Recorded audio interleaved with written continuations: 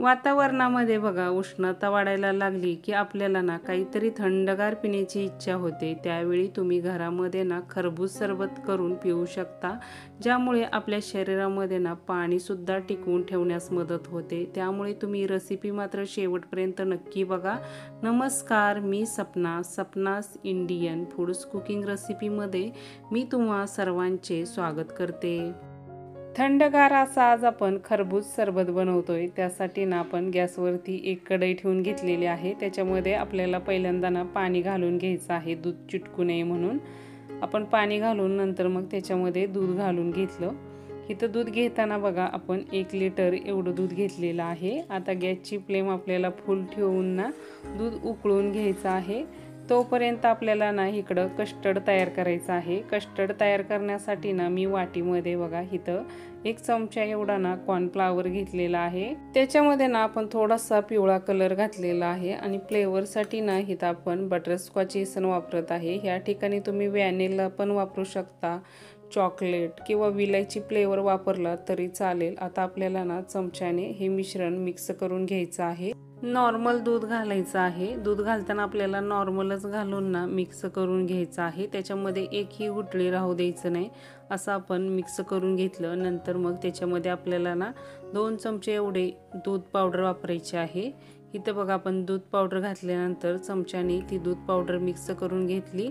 तयार झालेला आहे कस्टर्ड। तोपर्यंत ना 5 मिनिट इकडं बघा दूध सुद्धा चांगलं आटलेलं आहे। असं थोडंसं दूध 5 मिनिट एवढं आटवून घ्यायचं आहे। दुधामध्ये आता आपल्याला थोडं ना असं कस्टर्ड मिक्स करायचं आहे आणि पळीने मात्र ना सतत असं मिक्स करत राहायचं आहे, नाहीतर काय होतं कस्टर्डच्या गाठी होतात ना। त्यामुळे आपण इथं असं मिक्स करून घेतलेलं आहे। कस्टर्ड मिक्स झाल्यानंतर दूध शिजतंय तोपर्यंत आपण इकडं ना आता खरबूज सरबत बनवतोय। त्यासाठी इथं आपण खरबूज घेतलेला आहे। त्याच्यामधलं ना मी 1 खरबूज घेतलेला आहे, ते आपल्याला असं चिरून घ्यायचं आहे। आपण चाकूने चिरून घेतलं।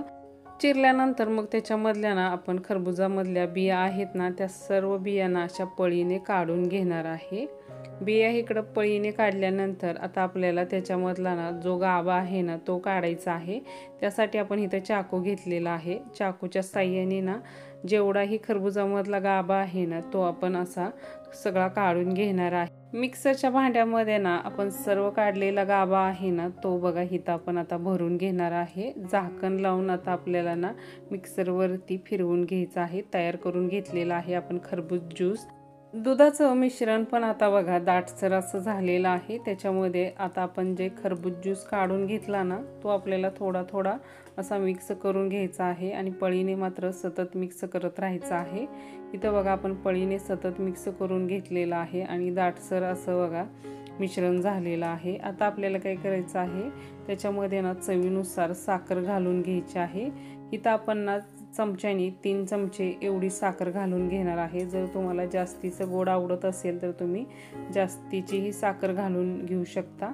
नंतर बघा मिश्रण आता आपल्याला उकळून घ्यायचं आहे। आपण उकळून घेतल्यानंतर ना परत गॅसची फ्लेम लो ठेवून थोडंसं शिजवून घेणार आहे। आता इथे गॅसची फ्लेम बंद केलेली आहे।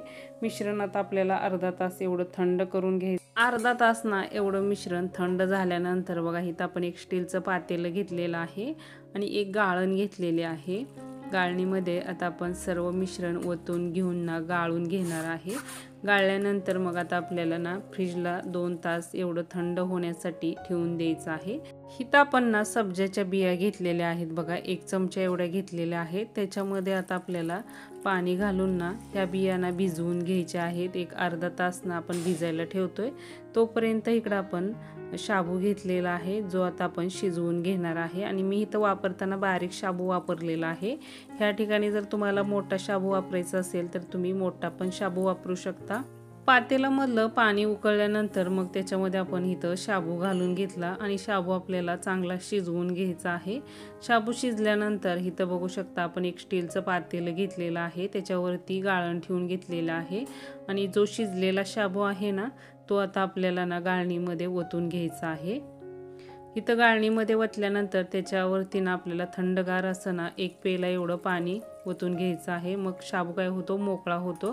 त्यामुळे इथं आपण बघा असा मोकळा करून घेतला शाबू। 2 तास एवढा ना आपण सरबत थंड होण्यासाठी फ्रीजला ठेवला होता। नंतर मग त्याच्यामध्ये आता आपल्याला जो आपण शाबू शिजवून घेतला ना तो घालून घ्यायचा आहे। तो पळीने आता आपण ना मिक्स करून घेणार आहे। पळीने मिक्स झाल्यानंतर मग आता आपल्याला सरबत थंडगार होण्यासाठी त्याच्यामध्ये बर्फाचे ना खडे घालून घ्यायचे आहेत। इथं आपण 4 ते 5 बर्फाचे खडे घेतलेले आहेत, ते घालून घेतलेलं आहे। थंडगार असा आपला सरबत तयार झालेला आहे। नंतर मग त्याच्यामध्ये इथं आपण जे सब्जाचे बी घेतले होते त्यांना भिजवून 1 चमचा सब्जाचे बी ही आपण आता सरबतमध्ये घालून घेतले आणि सरबत आपल्याला पळीने चांगला मिक्स करून घ्यायचा आहे। दाटसर असा बघा खरबूज सरबत तयार झालेला आहे। आता आपण ना ग्लासमध्ये घेत आहे, त्यासाठी आपल्याला पहिल्यांदा ग्लासमध्ये ना सब्जाचे बी घालून घ्यायचे आहेत। नंतर थंडगार असा सरबत ओतून घ्यायचा आहे। बघू शकता किती दाटसर असा सरबत झालेला आहे। हा सरबत ना भरपूर असं दाटसर झालेला आहे। त्याच्यामध्ये जर आपण थोड्याशा शेवाळ्या ॲड केल्या आणि रूह अफजा आणि आईस्क्रीम ॲड केलं ना तर आपला फालुदाच तयार होतो। थंडगार असा सरबत तयार झालेला आहे। त्याच्यामध्ये मस्त बघा खरबुजाचा असा फ्लेवर उतरलेला आहे, त्यामुळे तो सरबत ना पिताना खूप छान लागतो। नक्की रेसिपी तुम्ही ही ट्राय करा। आता बघा स्वामी समर्थांचा प्रकट दिन येत आहे, त्यानिमित्ताने जर तुम्हाला असा सरबत करून वाटायचा असेल तर तुम्ही वाटू शकता।